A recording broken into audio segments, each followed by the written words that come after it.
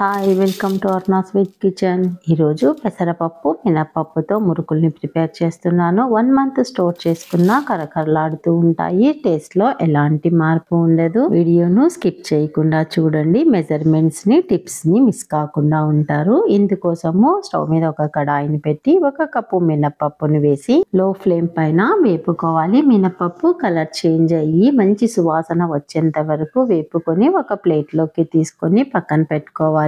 మినపప్పును measure చేసుకున్న కప్పుతోనే 1 cup పెసరపప్పును వేసి లో ఫ్లేమ్ పైన పప్పును వేపుకోవాలి.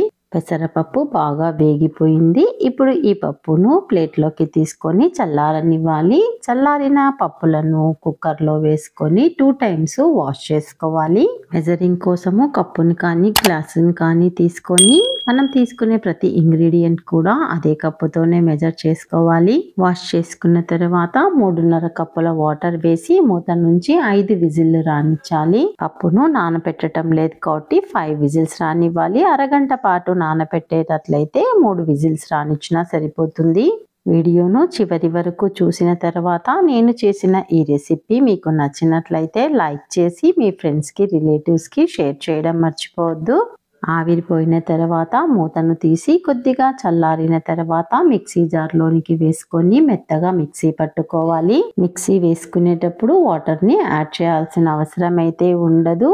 ఉడికించేటప్పుడు వేసుకున్న వాటరే సరిపోతుంది. మీకు మరీ గట్టిగా ఉంది అని అనిపిస్తే కొద్దిగా మాత్రమే వాటర్ని యాడ్ చేసుకోండి. ఎక్కడ పలుకులు లేకుండా మెత్తగా బ్యాటర్ని ప్రిపేర్ చేసుకోవాలి. దీనిని ఒక బేషన్లోకి ట్రాన్స్ఫర్ చేసుకొని మిగిలిన పప్పును కూడా ఇదే విధంగా రుబ్బుకోవాలి. ఇందులోనికి 4 కప్పుల బియ్యం పిండిని వేసుకోవాలి. బియ్యాన్ని అరగంట పాటు నానబెట్టి కాటన్ క్లాత్ పైన ఆరిన తర్వాత మిల్లు పట్టించుకున్న బియ్యం పిండి, 2 టేబుల్ స్పూన్ల నువ్వులు వేసుకోవాలి. నేను తెల్ల నువ్వులు వాడుతున్నాను. మీకు ఇష్టం ఉంటే నల్ల నువ్వులు కూడా వేసుకోవచ్చు. 2 స్పూన్ల వాము, టేస్ట్కి సరిపడినంత ఉప్పును, ఆయిల్ని కానీ బటర్ని కానీ వేసుకోవాలి. ఈ వీడియో క్లిప్ మిస్ అయింది. బేషన్ సరిపోవటం లేదని వేరే బేషన్లోనికి వేసుకున్నాను. ఫస్ట్ వాటర్ని యాడ్ చేయకుండా పిండిని బాగా కలుపుకోవాలి. అవసరం అనిపిస్తే మాత్రమే వాటర్ని వేసుకోండి. నేను కారం వేయటం లేదు, మీకు ఇష్టమైతే వేసుకోవచ్చు.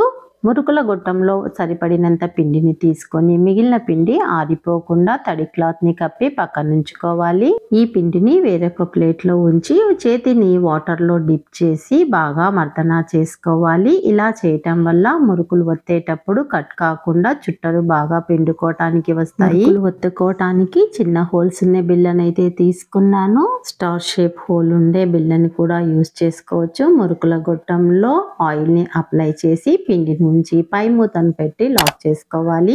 బటర్ పేపర్ పైన మీకు ఎంత సైజ్ కావాలి అనుకుంటున్నారో ఆ సైజులో మురుకులను ఒత్తుకోవచ్చు. బటర్ పేపర్ అవైలబుల్గా లేకపోతే ప్లేట్ బ్యాక్ సైడ్న ఆయిల్ని అప్లై చేసి దానిపైన కూడా పిండుకోవచ్చు. లేదా జాలి గరిటె బ్యాక్ సైడ్న కూడా చుట్టల్ని పిండుకోవచ్చు.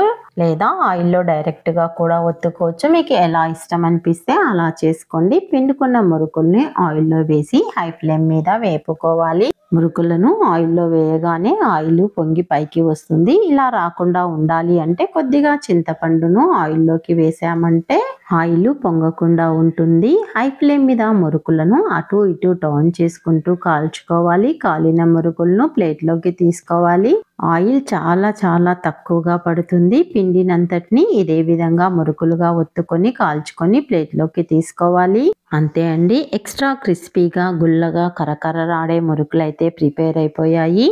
మీరు కూడా ఈ రెసిపీని చేయాలి అనుకుంటున్నారా? అయితే డిస్క్రిప్షన్లో మెజర్మెంట్స్ని చెక్ చేసుకొని ట్రై చేయండి. ఎలా వచ్చిందో నాకు కామెంట్ చేయండి. ఫస్ట్ టైం నా ఛానల్ని చూస్తున్న వాళ్ళు, ఇంతవరకు సబ్స్క్రైబ్ చేసుకొని వాళ్ళు సబ్స్క్రైబ్ చేసుకోండి. బెల్ సింబల్ని నొక్కి యాక్టివేట్ చేయండి. ఫర్దర్గా నేను పోస్ట్ చేసే వీడియోలన్నీ మీకు నోటిఫికేషన్ రూపంలో వస్తాయి. ప్రతి వీడియోను మీరు ఎంజాయ్ చేయగలుగుతారు. Thank you for watching.